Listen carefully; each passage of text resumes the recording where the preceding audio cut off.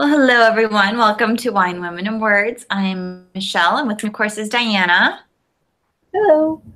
And this evening, we are having a total fangirl moment.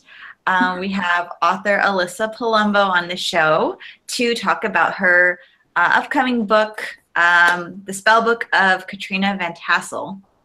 So thank you so much for joining us, Alyssa. We're so excited to have you on the show. Hi, everyone. Thanks so much for having me. I'm so excited to be here.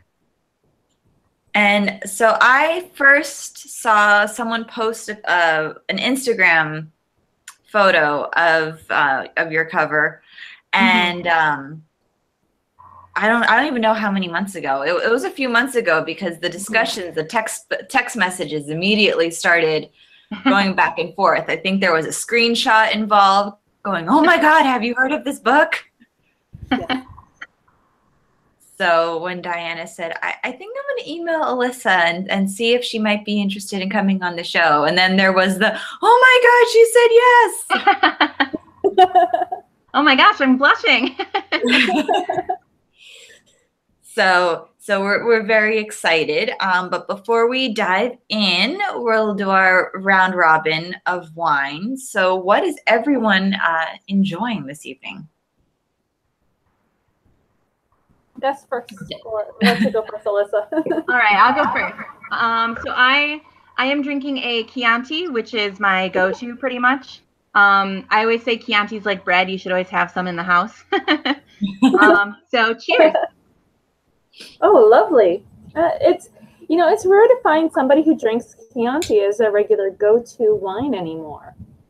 Oh, yeah, I don't know. Maybe because, well, my mom's not Italian, but she loves Italian cooking, and my dad's Italian, so maybe it's to do with that. I don't know, but it goes well with everything. I don't know. I drink it with everything. It is good wines. I have a tendency to pick it up when I want to splurge for myself. That's my nice, just really want to just enjoy this wine and just this wine. So Michelle, you? We started thinking that fall was arriving here in Chicago because it was starting to cool down and I could actually like bust out my boots and my long sleeve shirts. But no, today we went up to 90. So, and it's humid, and I swear there's like a mutant form of mosquito. Like these things are massive right now. Like they have like missiles attached to their wings. It's terrifying. So I have a Pinot Grigio, but I made a spritzer out of it. Oh, so fun. It's very refreshing. It sounds it. Well, I'm excited because my wink wine actually arrived today. I was able to open up the box just before the show. So I'm pretty excited. And I'm drinking a Rogue Admiral's Shiraz. For those of you who are watching, you can check out this label, this really awesome label. For those of you who are listening and you can't see, that's graffiti on the guy's face. That's awesome. Yeah, so, and the reason why I picked this one today, besides the fact that it was a screw top and I could get into it really easily, was it's been one of those weeks. Sometimes that's how you decide. Yeah, exactly. But he also reminded me of Ichabod, and we'll get into that a little bit. Okay. Later. But for those of you who want to join in on the whole Wink fun, you can go ahead and you can get your membership with Wink. It doesn't cost you anything to be a member, and you can skip your months or cancel at any time. Just go to trywink.com/www podcast, and you can get $22 off of your first order just by using our special link. Yeah. So, I think with that, I alluded to it, but I think we should probably get into the whole spellbook of Katrina Van Tassel, which I think part of the reason why I'm so obsessed with the book is because I love saying the title. It's this wonderfully long title that just flows so well off the tongue. Thanks. Yeah, I actually, as soon as I had the idea for the book, I had the title right away. And that the title, I never had a different title for it. I never changed it. That was it right off the bat. And I was a little nervous my publisher might want to change it because it is a little long, but they they ran with it right away. So I was really happy about that. It's a great title. And you're in New York, correct? Yes, I'm in Buffalo. Okay. I actually am from Utica. Oh, okay. So not far. Yeah, not far from you at all. And so, and a shout out to all of our New York listeners. We love you guys. And New Jersey. Yeah, but tonight, honey, we are all about New York. We give Jersey enough love, and we have more listeners in New York than we do New Jersey, just to let you know, for starters. And secondly, the story of Sleepy Hollow is a New York-based story. The rivalry between New York and New Jersey lives on. That it does, and tonight you're outnumbered, honey. Especially given the fact that Washington Irving is basically New York's own son, really, when it comes down to it. Mm-hmm. I mean, I don't know about for you, but for me, growing up, hearing his stories, and they were such a big part of my childhood, hearing them, they were upstate New York's folklore. Yeah. And was that the same for you? Yeah, absolutely. I know that. So when I was a kid, there was the Disney cartoon of The Legend of Sleepy Hollow was really big, and I remember reading that story as a kid, and I remember reading Rip Van Winkle. And then later on, I took a class in college about it was called American Authors and Storytellers, and we talked about definitely Washington Irving as being sort of one of America's first great literary minds. Like, he was really one of our first writers. And you're right, it's like there's sort of these American fairy tales that we have now, and you know, everyone's familiar with them to some extent, and it's just this cultural touchstone for all of us. I actually have a collection of his short stories because I took a class, and I was so excited because it was a short story class that I took in college, and we covered the Ichabod Crane and Rip Van Winkle in there too, and I was so excited to be able to cover it at my college level as well. Yeah, same for me. Yeah, and his stories, if you go back and read them, they're so great. Oh yeah. And it really captures that early 19th century vibe that we have going on in the U.S. Yeah, definitely. It's a really great sort of snapshot in time. And like with The Legend of Sleepy Hollow, he never says in the story exactly when it takes place, but you know it's post-revolution, and it's just, like I said, this great little snapshot of what life was like specifically in the Hudson Valley at that time. So it's a little historical time capsule. It's great. I mean, all his stories are like that. Yeah, and I love the names that he uses. I mean, and going back to the wine, our Wink wine with our lovely Admiral here on the label, the reason why it reminded me of Ichabod was because Ichabod technically was a real person. Yeah, it was A. Colonel Ichabod B. Crane was the real name, though it's not the Ichabod of legend per se. Yeah.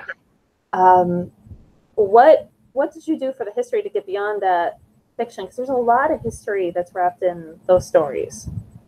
Yeah, so I did a lot of research about specifically the Hudson River Valley, sort of from the time that the Dutch settled it and then onwards into the post-revolutionary period. I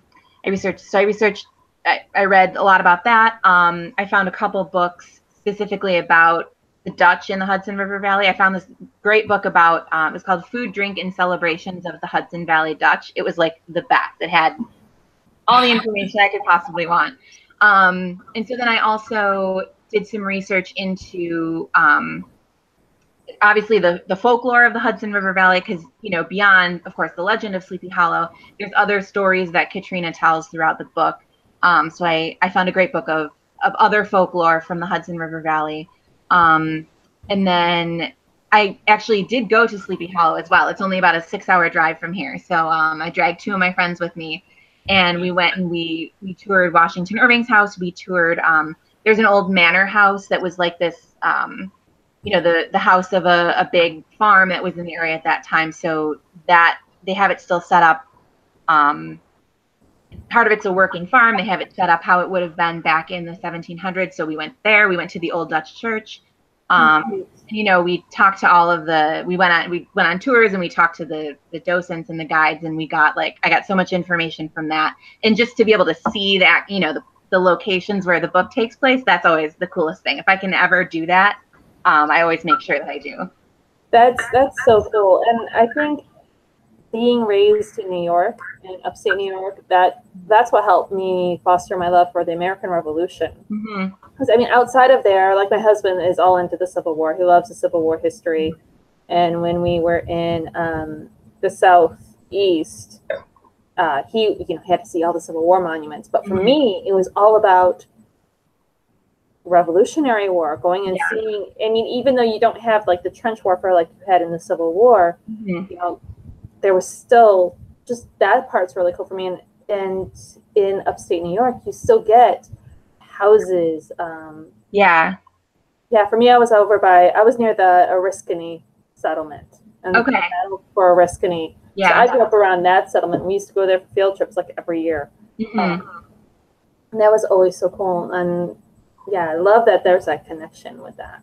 Yeah. So in the Buffalo area, we don't have, there wasn't too much, during the Revolution, not too much went on up here. There was a lot of the War of 1812. A lot of stuff happened right around here.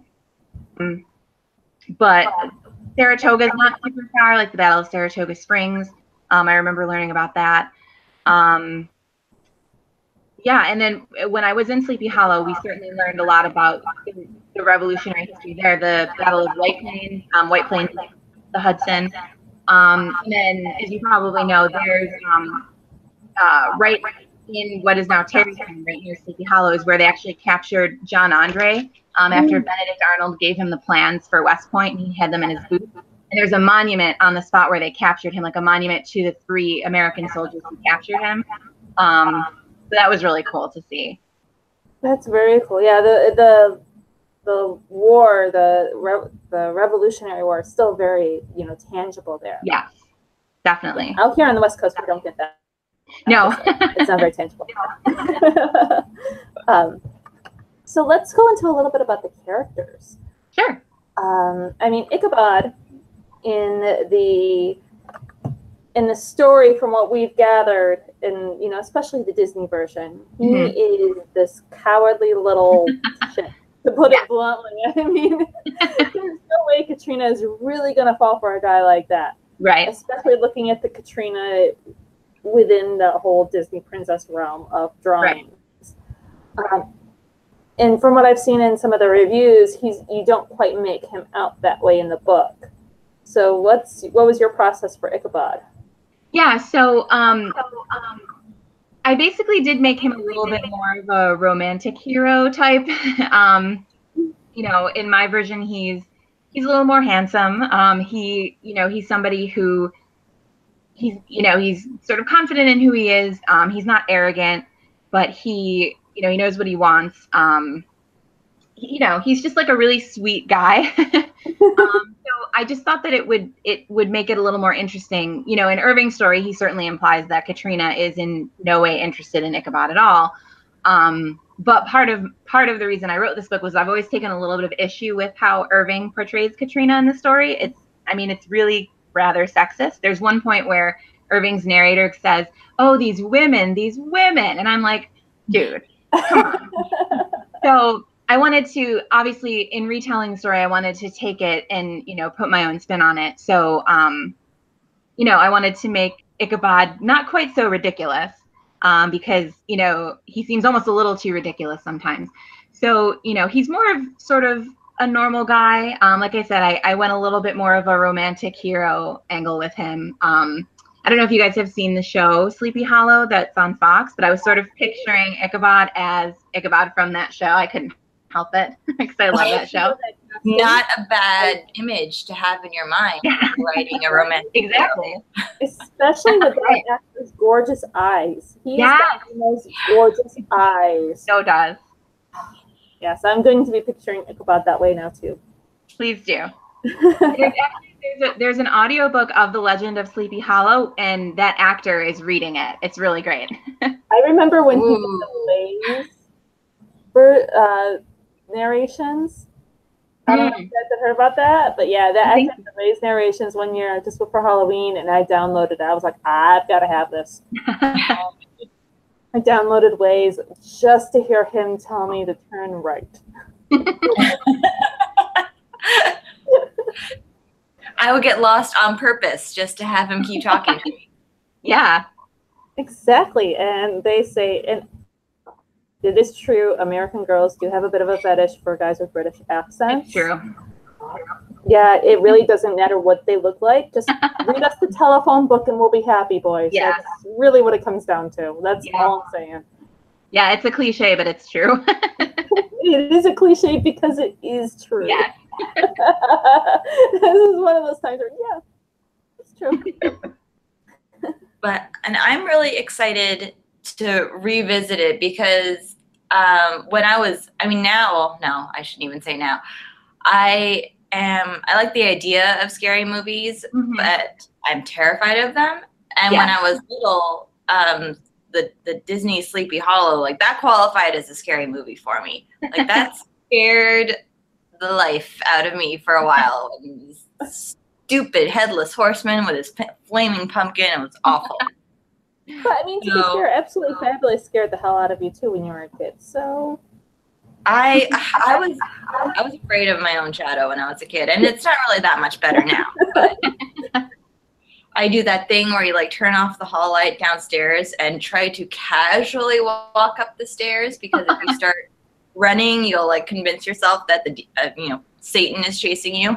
Yeah. So, but we read The Phantom's Apprentice earlier this year. We were talking to Heather Webb about it, and it must be so much fun to take a classic that everyone already knows and characters that they already know, but present them in a new way that we haven't seen before. So yeah, it is a lot of fun. Like I said, I sort of wanted to put a little bit more of a feminist spin on it, and let Katrina tell her own story. I probably should have been a little bit intimidated about approaching this particular story that's like such a staple of the American literary canon and that everybody knows so well. But I wasn't until I had already written it. And then I was like, oh no, I really did this. Yeah, but it's so fun because you get to play with it a little bit because, certainly not everyone has read the original, but it's something that you can sort of reasonably assume that a lot of people have at least a passing familiarity with. So, I can play with different elements and things. Like there's a couple little nods to, for instance, Tim Burton's Sleepy Hollow. I did a couple little fun things like that.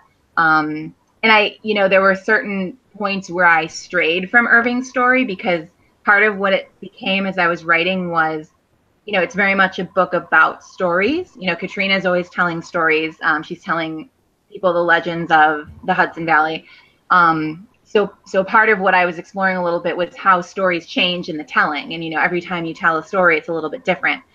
So there were certain parts, like even the part where Katrina's first telling Ichabod the story of the Headless Horseman, I had her deviate a little bit from what Irving tells us in the story. The idea being that, maybe by the time Irving heard it, it had changed again. That was something that I definitely had in mind when I was writing. And let's delve into Katrina a little bit because from what I've looked up, I did a little bit of research before the show on the history behind Sleepy Hollow, specifically just to refresh myself. Katrina was actually a real person. Yeah, so there was a woman named Katrina Van Tassel. Her family owned, there was an inn or a pub, sort of on, what I think is now Tarrytown, what was probably then still Tarrytown. So there's some speculation that he based his character on her, or maybe he just borrowed the name. Also, there was a woman named Eleanor Van Tassel who lived in Sunnyside, which was Washington Irving's house. She lived there before he had bought the house. So I actually used Sunnyside as sort of a model for Katrina's house in the book, because in Irving's story, the way he describes the location of Katrina's house, it fits Sunnyside perfect. So Eleanor Van Tassel is another person they think maybe was somebody he used as a model for his character. So, and as a side note, I'm sorry. Minor little sidebar.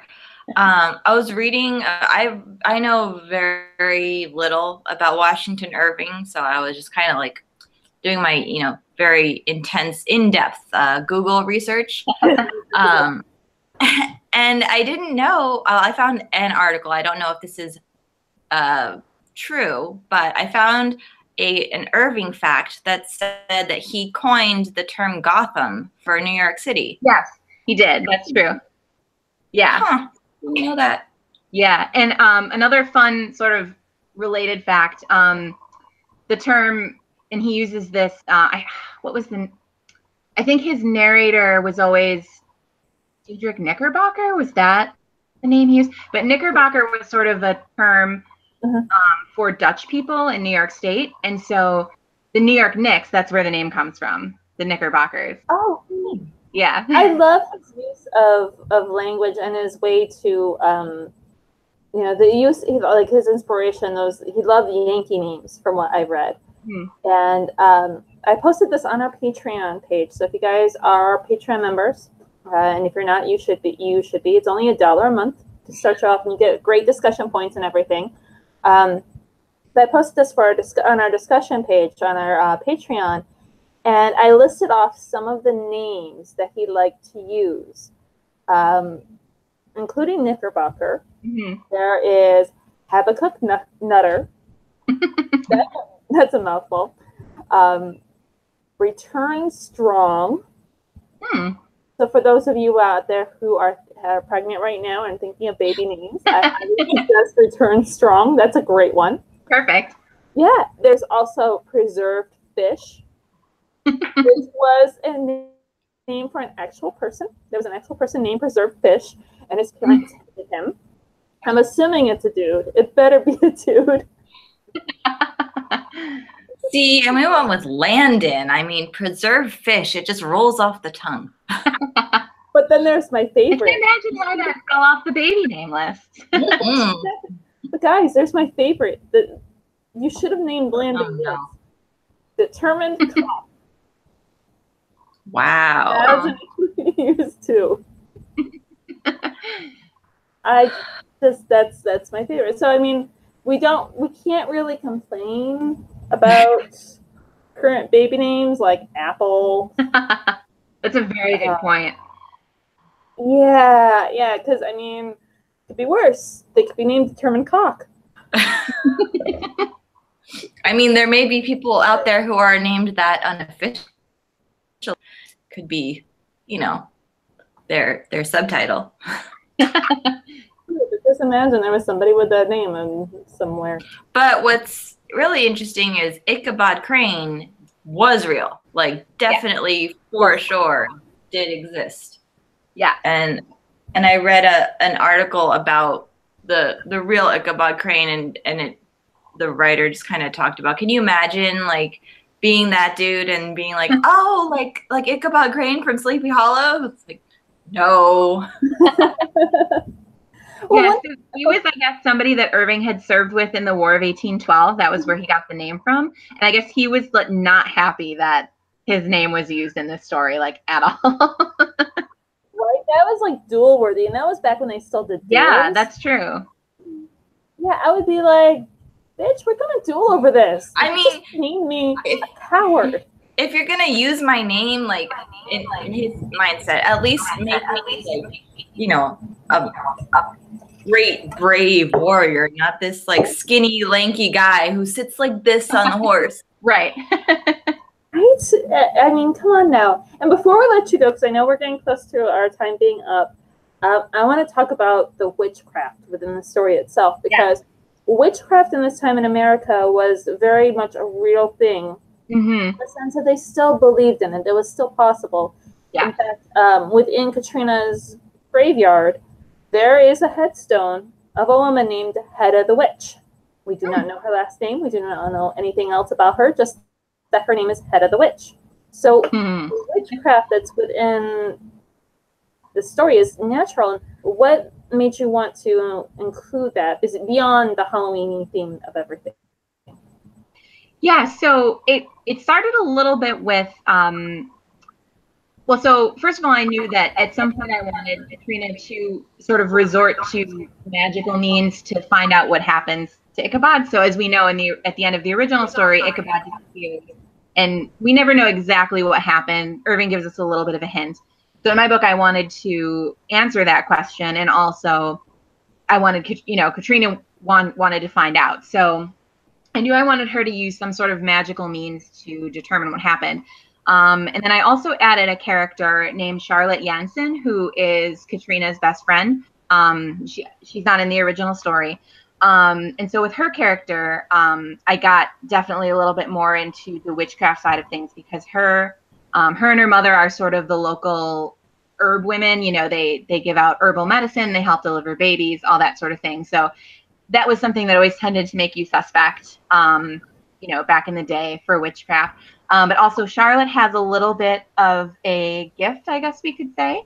And she sometimes gets an inkling of things that are going to happen before they do.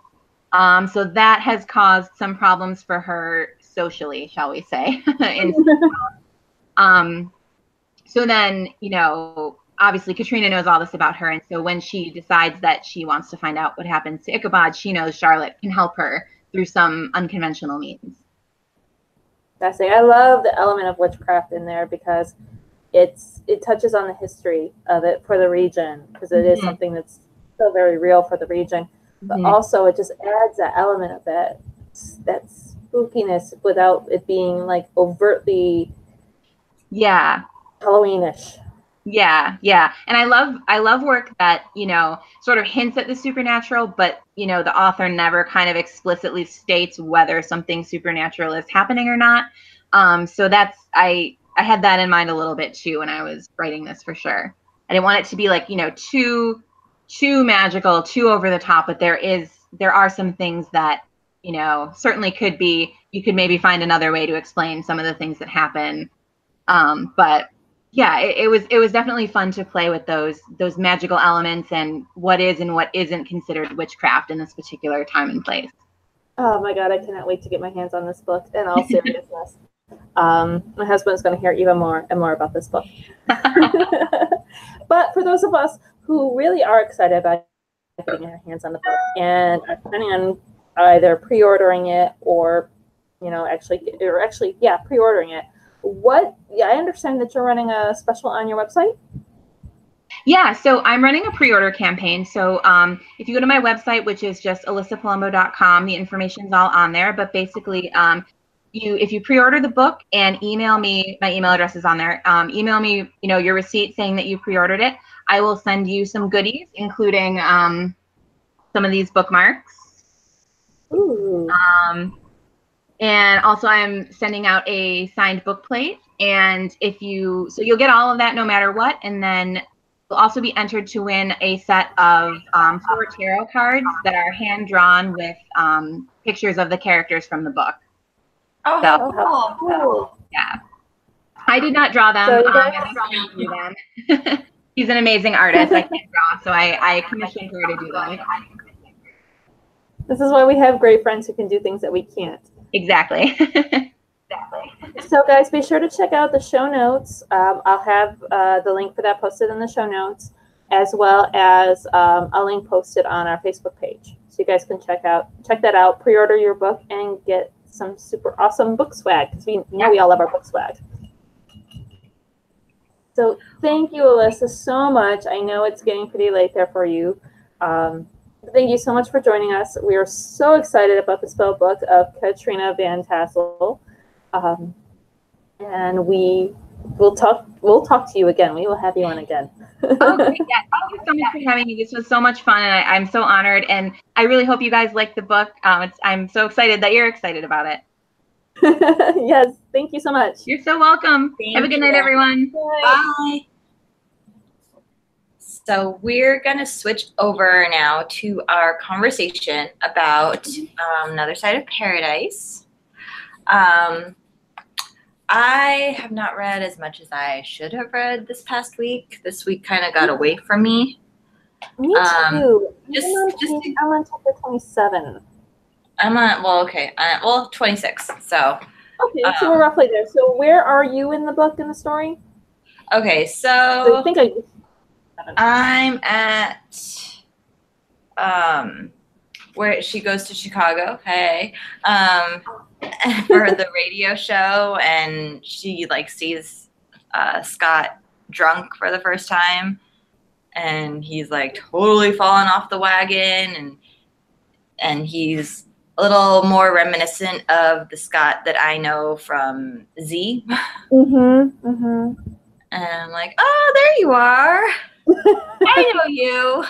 There you are, Peter. Yeah, basically. Because it's like, it's so interesting because I'm sure, I'm sure it was the same in real life, but this whole time I had like this one image of him, and up until this point, he has been completely different than my image of him. And it's hard to like hate him, even though he's totally cheating on his wife, like blatantly, and not even trying to hide it. They should have been divorced, especially given. Okay, so here's the shitty thing about F. Scott Fitzgerald.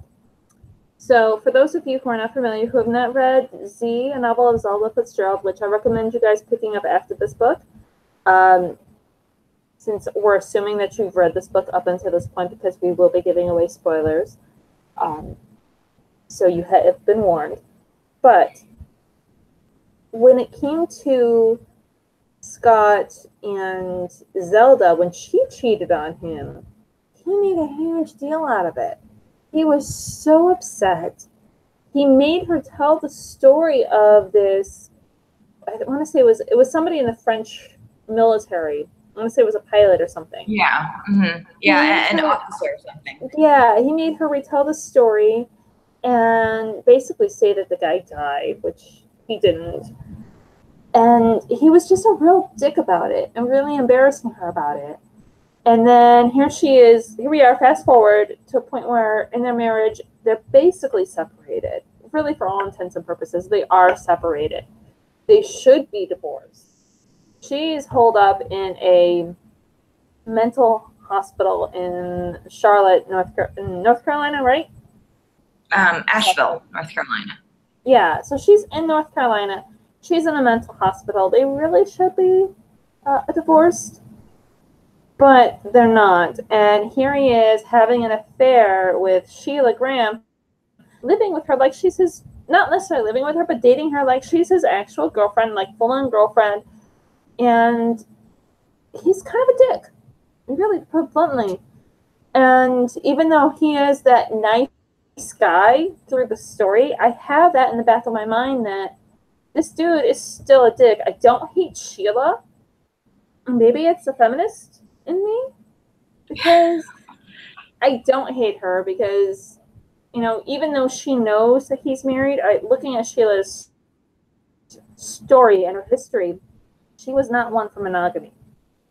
And I think this is something that maybe we should touch on, is the fact that it's always just assumed that women are monogamous. We're going to be monogamous. We have to be monogamous. It's in our nature to be monogamous, but not every woman is in monogamy. Well, and I also think it's kind of interesting that her first husband, John, he didn't necessarily like push her to cheat.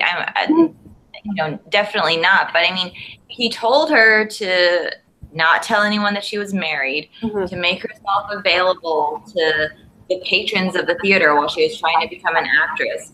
So, I mean, her first taste of marriage was, hey, don't tell anyone about our marriage and go flirt with guys. Yeah, and let's take a look at the fact that when he said go ahead and really interact with patrons in the theater, we have to look at what patrons of the said theater were. Now, the patrons of the theater back in the day is not what you're going to get on Patreon, guys. Just letting you know that now. You may be our patron through Patreon, but we will not do the things that actors did with their patrons. I'm just warning you. Those are not benefits with the tiers. Especially not for $1 a month. I'm not that cheap.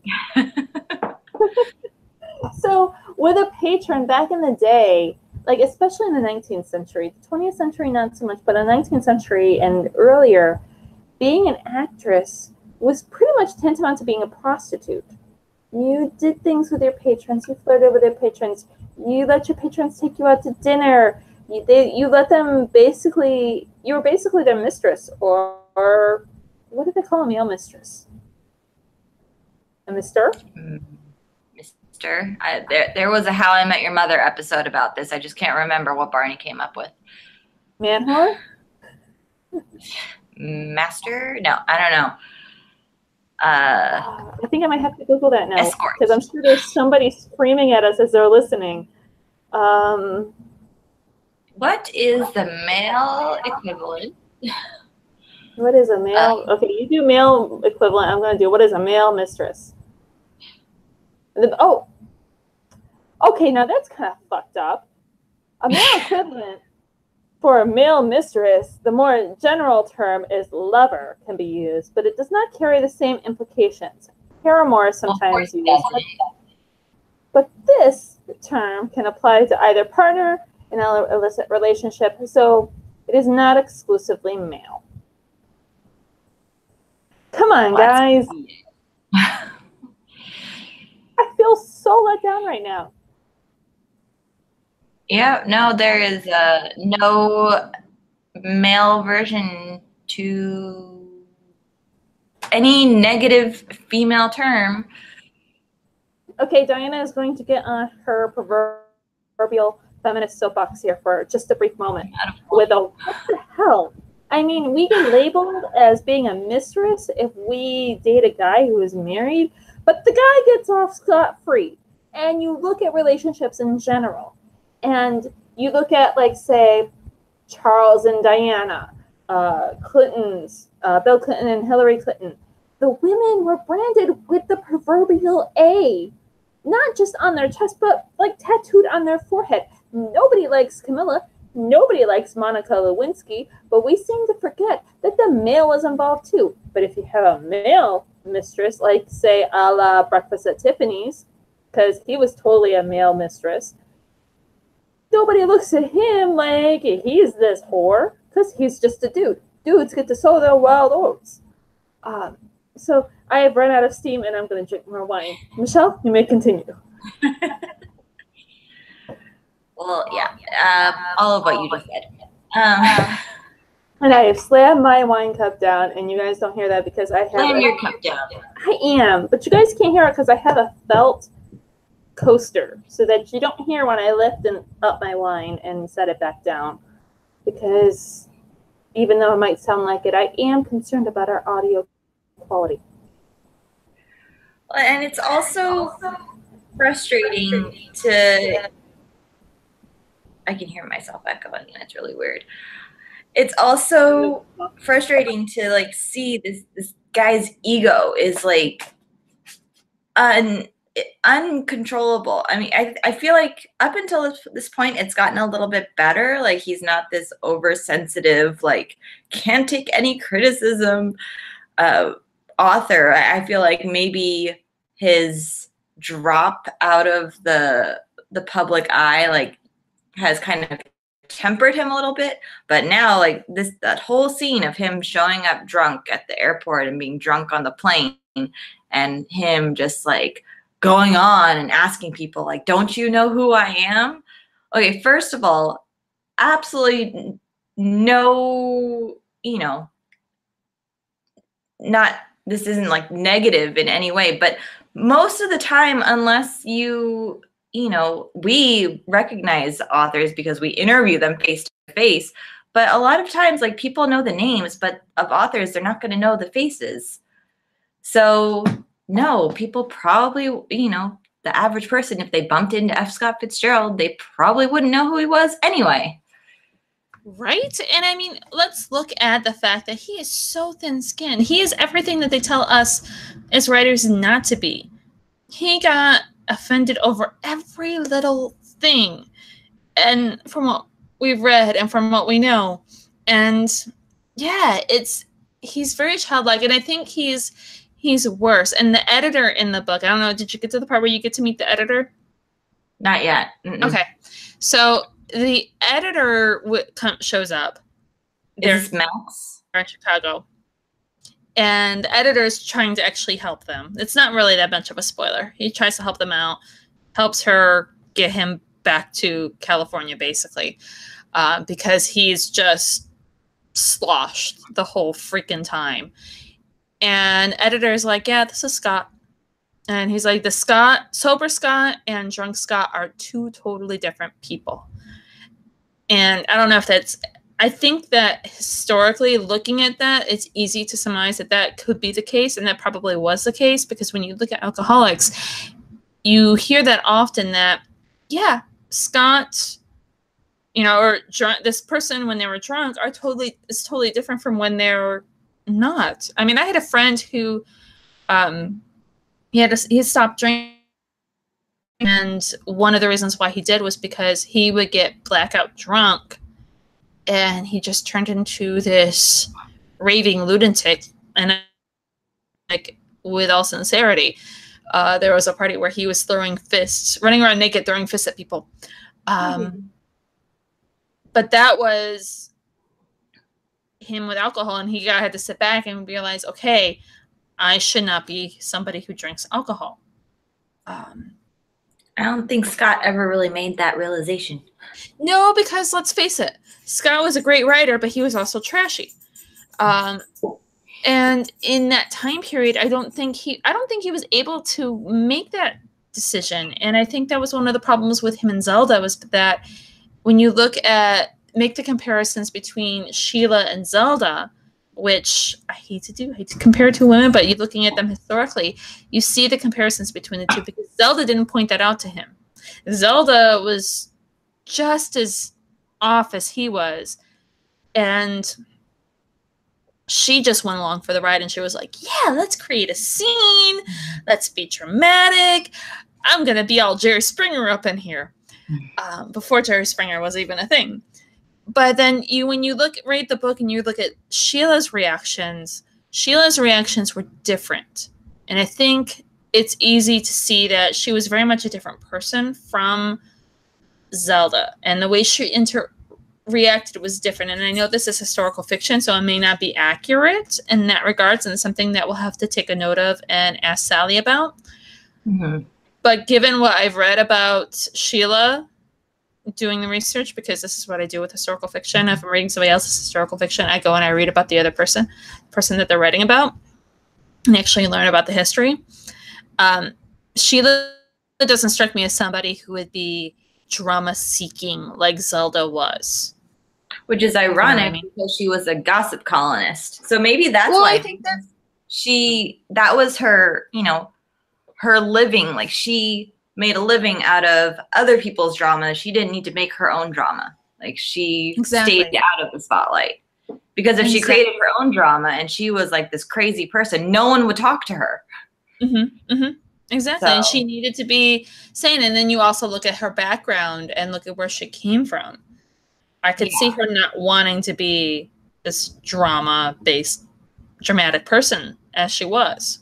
Or as she wasn't, I should say. I mean, she was in her own way, but not to the degree that Scott and Zelda were. We are all slightly dramatic. We can all be drama queens in our own way, and we have days where we're allowed to be drama queens. I mean, I know I do. I take Tuesdays, Thursdays, and bank holidays. And Michelle gets other days. I get every other weekend. Not really, you guys. My husband's in the other room probably going, yup. I think most husbands be like, yes, my wife, I was going to say my woman, my wife, a woman, whatever, however you want to denote her. Yeah, she could be a drama queen. We all have those days, and we're allowed to be divas periodically. I mean, my daughter is already mastering that now. Oh, your daughter is, I feel for you when she turned 16. Oh my God. Today, I pulled the meat out of the refrigerator, start making dinner, and she goes, Mom, whatever you're making, I'm not going to eat it. I'm like, all right, cool. Are you going to have a little vegetarian on your hands? I'm still going to cook it. They boycott. They don't do dinner really, unless it's pizza or chicken nuggets or any of my other like fail nights where I don't cook. But if I actually cook and it's something healthy and something that they should eat, it's like, no thanks. We're not interested. It's not deep fried. It's not frozen. It's not microwaved. So do they go to bed hungry then? They'll snack. Like they snack throughout the day, and they do have like a big breakfast and a big lunch, so they're not starving. That's like the least of my concerns.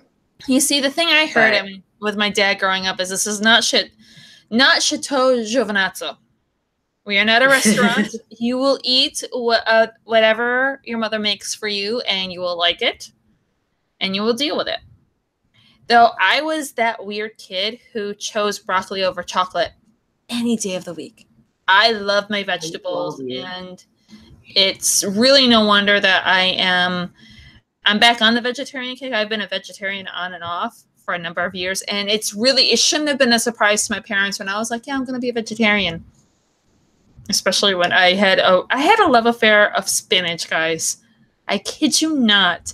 I was obsessed with Popeye's spinach, and it had to be Popeye's canned spinach, which canned spinach I don't like anymore. I'll do frozen spinach and I'll do fresh spinach, but canned spinach is kind of gross, guys. But if it was Popeye's spinach, Popeye's canned spinach, that was like, if I was good at the grocery store, my mom would get me the canned Popeye spinach. That was my treat. That and Donald Duck orange juice. You're a strange person. I am, and this is why you love me. But anyway, back to the book. Back to the book. And Diana's weird. Away from Diana's weird food habits. Clean cup, move down. Indubitably. This is why time travel needs to exist, because I would love to just, and I mean, Sheila, mistress status aside, sounds like such an interesting woman. I mean, you see pictures of her like chatting with Marilyn Monroe, like it's no big deal, and hanging out with the Rat Pack, like. And she was a war correspondent. She hung up her Hollywood stuff to go be a war correspondent. I mean, let's see Harvey Levin from TMZ do that. Yeah. He ain't gonna do that, but she did that. I didn't know that, actually. That's pretty awesome.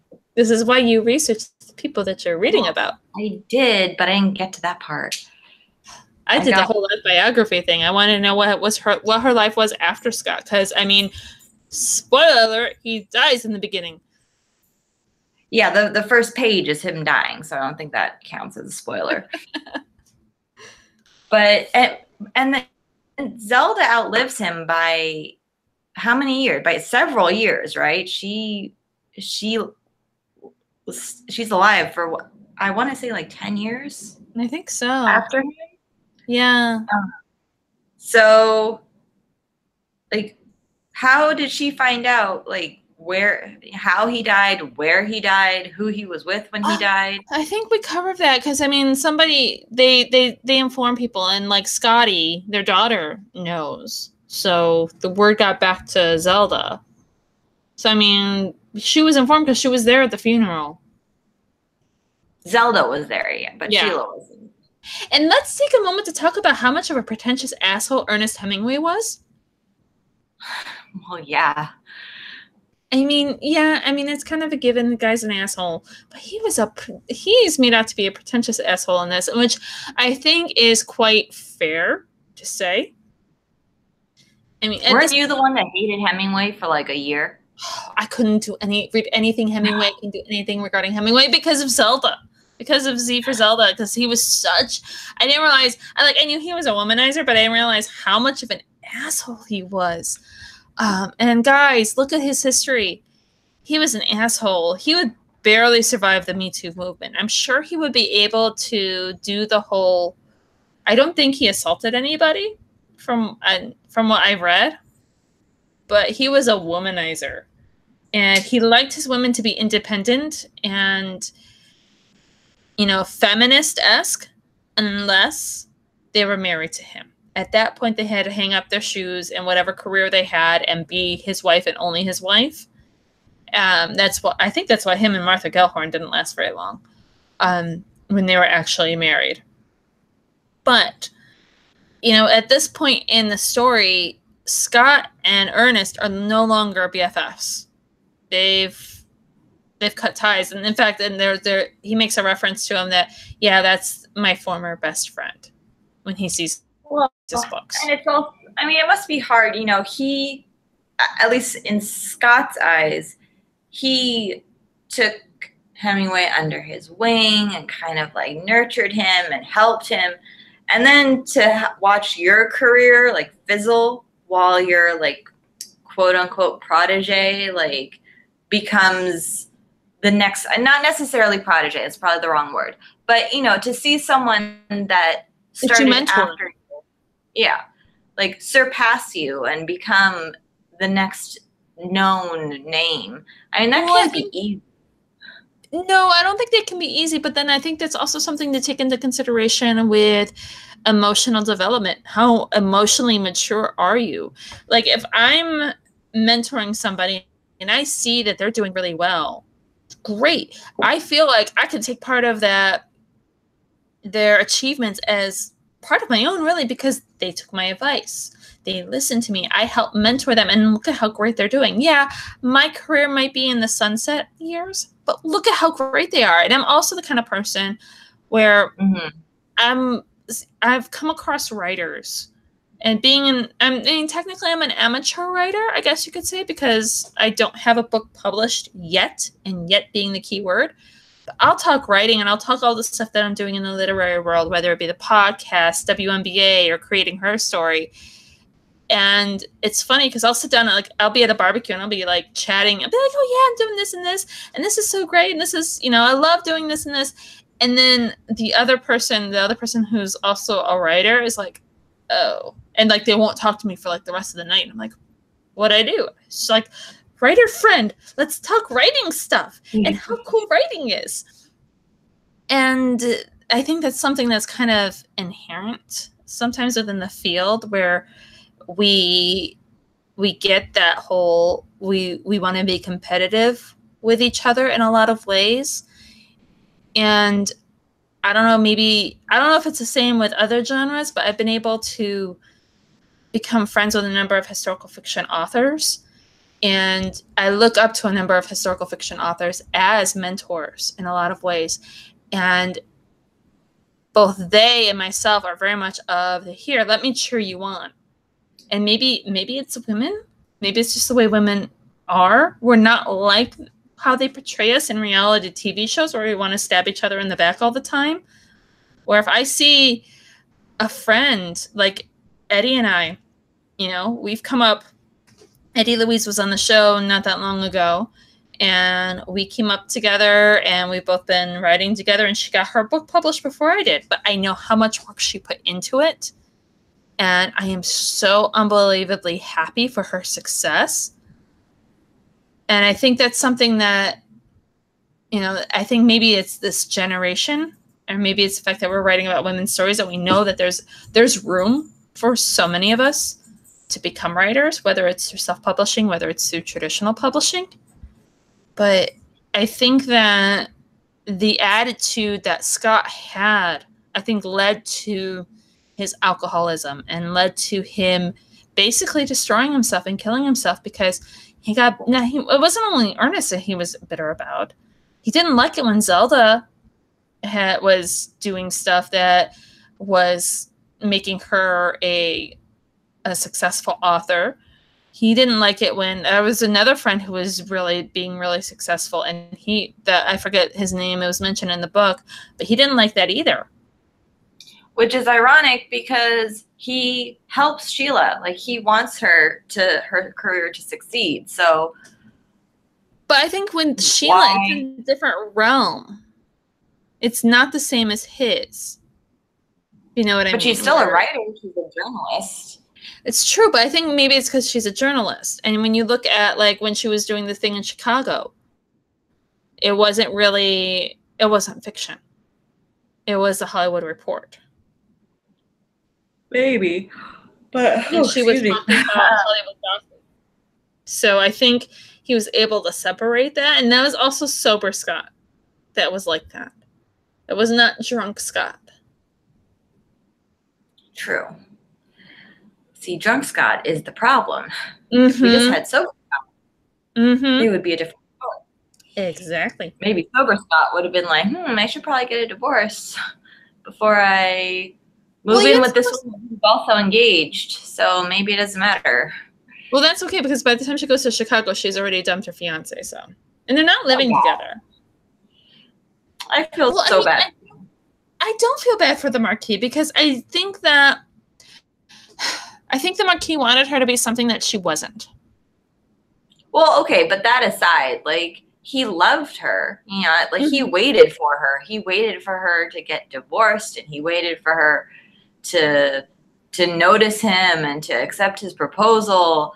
And then he gets dumped in a telegram after he goes back to London to convince his mother to bless the marriage. Like, how many fights did he sit through with his mother convincing him that like she was, you know, good enough, air quotes, to marry into their family, only to have her turn around and prove his mother right about everything that she was saying about her. So you're going to pity the guy for being delusional? I'm going to pity the guy for fighting for this woman for years, only to have her dump him for... Well, I mean... a writer. I don't pity him because if you know somebody enough to want to be married to them, you should know the way that they are. You should know the type of person they are. And did he really know Sheila well enough to know that she would be okay with being a Marquis' wife, a Marquess? You know, would he have been okay with that? Or would she have been okay with living that life? Because I don't see that world having worked out with her. She was they were going to go off and they were going to start having babies right away. And she was about her career in a lot of ways. A woman just before women's liberation. And I don't think she would have been okay with it. I don't think she would have been, I don't think she would have been faithful to him. I don't think she had the capability of being faithful. Probably not that, but still, I think he deserved more than what he ended up getting. Like, oh yeah, he should have gotten dumped in person. I mean, Telegram, isn't that like the equivalent of being dumped by email on today's standards, or being dumped by social media? Facebook message. That's what a Telegram was back in the day. It was a Facebook or a message. Text. Like, you're ending an engagement. It's not like some guy that you've dated for a couple weeks. Like this, you're engaged to him, and I'm sure it got back to him eventually that that she was with Scott, and that, I mean, does he ever come back to America, or does he stay in London? I don't know. Guessing. I think at that point I would have stayed in London. I would have sworn off American girls. Although technically Sheila's not American. But still, I would have found a nice society girl to be able to do all those things that I expected of her. Yeah. My ear is bothering me tonight.